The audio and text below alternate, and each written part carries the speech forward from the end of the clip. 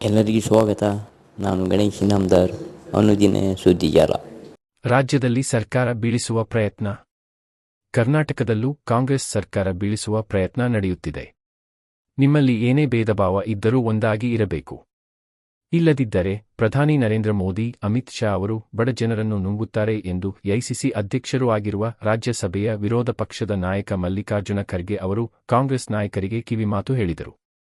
ಕೌಶಲಾಭಿವೃದ್ಧಿ, ಉದ್ಯಮಶೀಲತೆ ಮತ್ತು ಜೀವನೋಪಾಯ ಇಲಾಖೆಯು ಕಲಬುರಗಿಯಲ್ಲಿ ಬುಧವಾರ ಹಮ್ಮಿಕೊಂಡಿದ್ದ ಕಲಬುರಗಿ ವಿಭಾಗ ಮಟ್ಟದ ಉದ್ಯೋಗ ಮೇಳದಲ್ಲಿ ಅವರು ಮಾತನಾಡಿದರು. ದೇಶದಲ್ಲಿ ಎಲ್ಲೆಲ್ಲಿ ಕಾಂಗ್ರೆಸ್ ಸರ್ಕಾರ ಇದೆಯೋ ಅಲ್ಲಿ ಕೇಂದ್ರ ಸರ್ಕಾರ ಇಡಿ, ಸಿಬಿಐ, ಸಿವಿಸಿ, ಐಟಿ ಸಂಸ್ಥೆಗಳನ್ನು ಬಳಸಿಕೊಂಡು ಕಾಂಗ್ರೆಸ್ ಸರ್ಕಾರವನ್ನು ಕೆಡವಿ ತಮ್ಮ ಕೈಗೆ ಅಧಿಕಾರ ತೆಗೆದುಕೊಳ್ಳುವ ಪ್ರಯತ್ನ ಮಾಡುತ್ತಿದೆ. ಹೀಗಾಗಿ ನಮ್ಮ ನಾಯಕರು ಎಚ್ಚರಿಕೆಯಿಂದ ಇರಬೇಕು.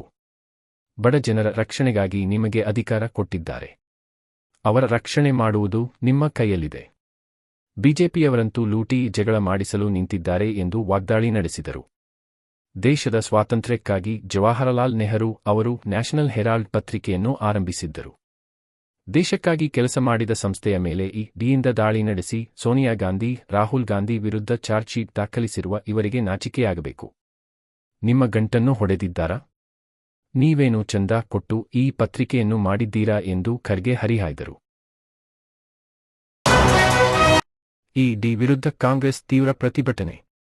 ನ್ಯಾಷನಲ್ ಹೆರಾಲ್ಡ್ ಪ್ರಕರಣದಲ್ಲಿ ಸೋನಿಯಾ ಗಾಂಧಿ ಮತ್ತು ರಾಹುಲ್ ಗಾಂಧಿ ವಿರುದ್ಧ ಜಾರಿ ನಿರ್ದೇಶನಾಲಯವು ಇಡಿ ಆರೋಪಪಟ್ಟಿ ಸಲ್ಲಿಸಿರುವುದನ್ನು ಖಂಡಿಸಿ ಕರ್ನಾಟಕ ಪ್ರದೇಶ ಕಾಂಗ್ರೆಸ್ ಸಮಿತಿ ಕೆಪಿಸಿಸಿ ಕಾರ್ಯಕರ್ತರು ಬೆಂಗಳೂರಿನ ಶಾಂತಿನಗರದಲ್ಲಿರುವ ಇಡಿ ಕಚೇರಿ ಎದುರು ಪ್ರತಿಭಟನೆ ನಡೆಸಿದರು. ಕೆಪಿಸಿಸಿ ಕಾರ್ಯಾಧ್ಯಕ್ಷ ಜಿಸಿ ಚಂದ್ರಶೇಖರ್ ಹಾಗೂ ವಿಧಾನ ಪರಿಷತ್ತಿನಲ್ಲಿ ಸರ್ಕಾರದ ಮುಖ್ಯ ಸಚೇತಕ ಸಲೀಂ ಅಹಮದ್ ನೇತೃತ್ವದಲ್ಲಿ ಮಧ್ಯಾಹ್ನ 3 ವೇಳೆಗೆ ಶಾಂತಿನಗರದ ಟಿಟಿಎಂಸಿ ಬಳಿ ಸೇರಿದ ಕಾಂಗ್ರೆಸ್ ಕಾರ್ಯಕರ್ತರು ಪ್ರತಿಭಟನೆಗೆ ಮುಂದಾದರು. ಅವರನ್ನು ಪೊಲೀಸರು ತಡೆದರು. ಆಗ ಕಾಂಗ್ರೆಸ್ ಕಾರ್ಯಕರ್ತರು ಬಸ್ ನಿಲ್ದಾಣದಲ್ಲಿಯೇ ಪ್ರತಿಭಟನೆ ನಡೆಸಿದರು. ಪೊಲೀಸರು ಪ್ರತಿಭಟನಾಕಾರರನ್ನು ವಶಕ್ಕೆ ಪಡೆದು ಬಸ್ಗಳಿಗೆ ತುಂಬಲು ಮುಂದಾದರು. ಇದಕ್ಕೆ ತೀವ್ರ ಪ್ರತಿರೋಧ ಒಡ್ಡಿದ್ದ ಕಾರ್ಯಕರ್ತರು ರಸ್ತೆಯ ಮೇಲೆ ಮಲಗಿದರು. ಪೊಲೀಸರು ಅವರನ್ನು ಎತ್ತೊಯ್ದು ಬಸ್ಗಳಿಗೆ ತುಂಬಿದರು. ಕೆಲಕಾಲ ವಶದಲ್ಲಿ ಇರಿಸಿಕೊಂಡು ನಂತರ ಬಿಡುಗಡೆ ಮಾಡಿದರು.